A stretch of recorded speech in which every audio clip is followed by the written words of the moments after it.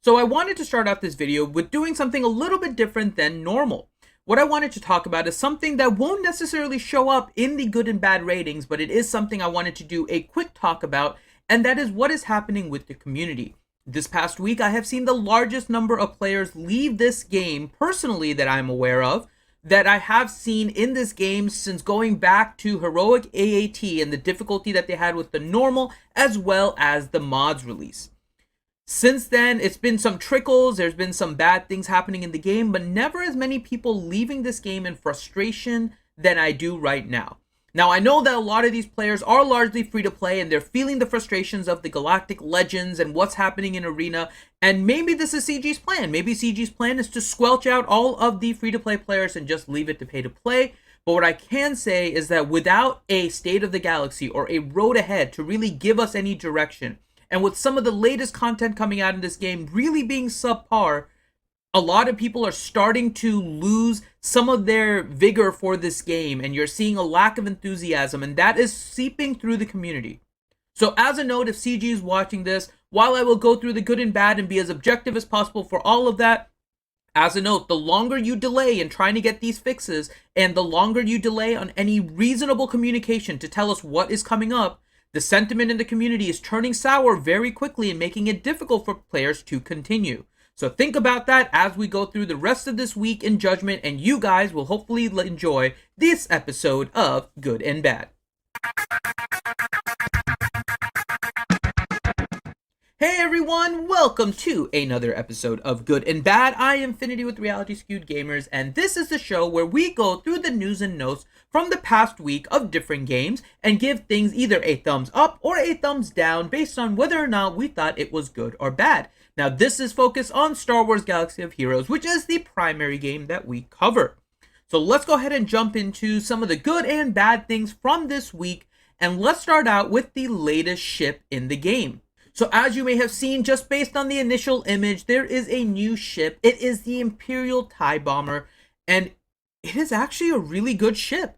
It is being released as a galactic chase, which seems to be a new method that they're releasing things in. We have seen 2 consecutive galactic chases now, and the ship does provide a lot of benefits. It helps with a lot of ships that do counterattacks, particularly rebels, and so we are seeing this as maybe a killer to the Home 1 fleet.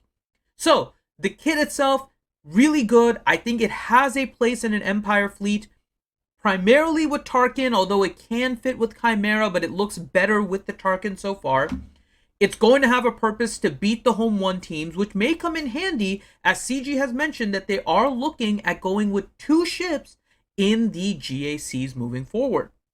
So if we start seeing 2 fleets, a ship like this could come in very handy to beat that second fleet that people are putting on defense. And so because of the kit and all of that, I am giving this ship a thumbs up. Business is good. And I do want to put out one little disclaimer here, is that while I like this ship and I like the fact that it is free to play accessible and there is no pilot to it, which means that it's very easy to get this up to speed. And of course, we'll have to see later on down the line how they scale it. The one thing that I want to point out here is that it is a little concerning to me that a ship like this being released as a galactic chase is really being set up as the counter to the Han's Millennium Falcon, which is a legendary ship.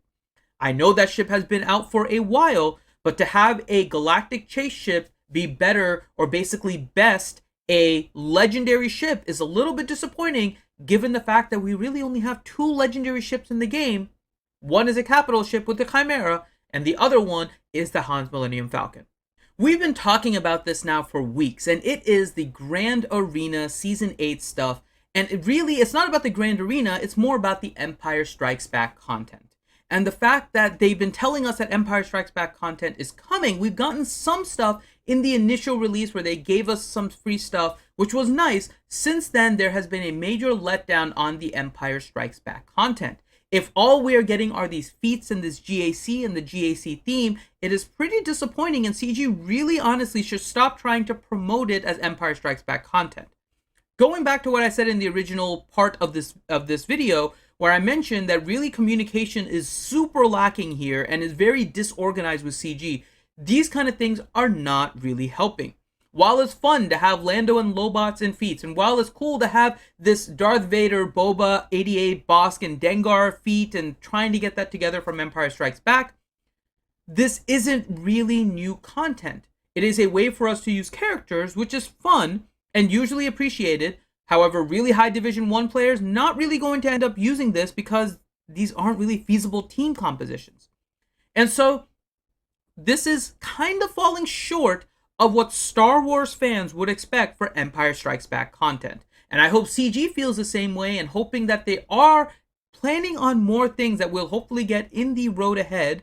But until then, I have to give this a thumbs down. This is bad. It's leading to this whole like Empire Strikes Back fiasco where they're constantly promoting that we're doing things for Empire Strikes Back and really just giving us crappy feats. But it's getting to a point now where there really isn't anything new coming to this game, and I understand they're working on their content and changing their coding to try and make it better. They have to give players something new. And this by itself, we'll have fun with it on my GACs, but it really is not the content that players are looking for. So overall, this post has to get a thumbs down. It's not what players are looking for. It's not providing the details that we need for Grand Arena either.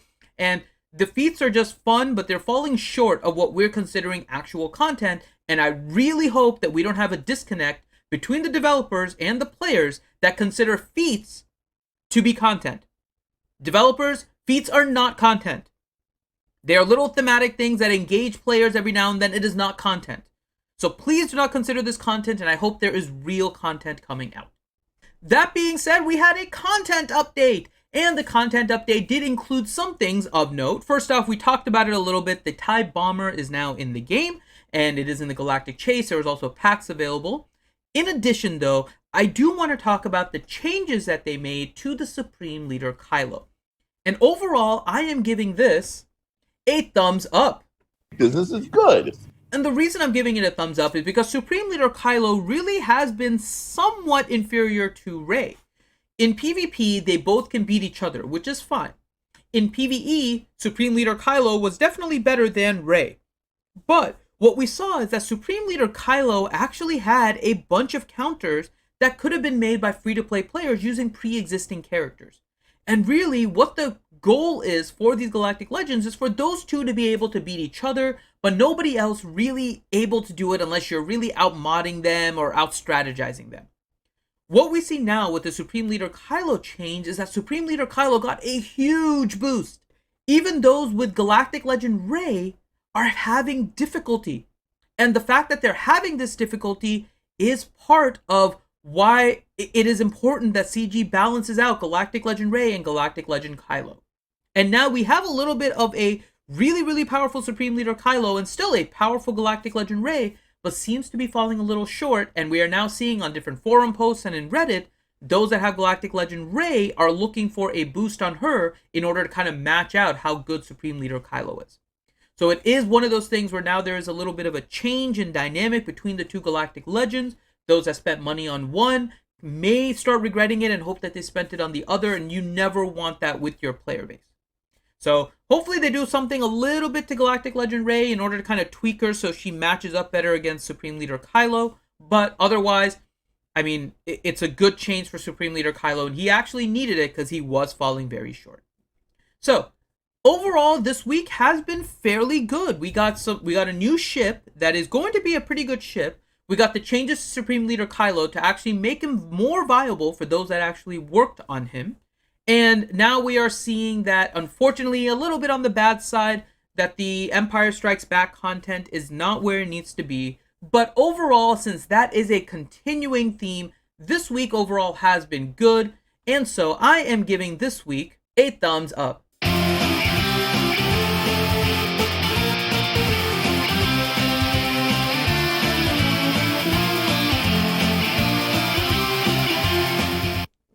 All right. So that is this week in Good and Bad. Hope you guys all had a great week in this game, and let's hope for another good week in Star Wars Galaxy of Heroes. I know we're all waiting for that road ahead post to really get an idea about where they are going with this game after making all the changes to the coding.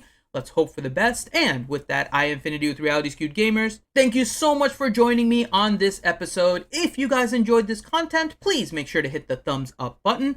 Leave comments. We love seeing your comments about whether you agree, disagree, keep it respectful. We would be happy to respond to you guys. Make sure you join the Discord if you are not in the Discord, where there's a great community of players. I Infinity signing out.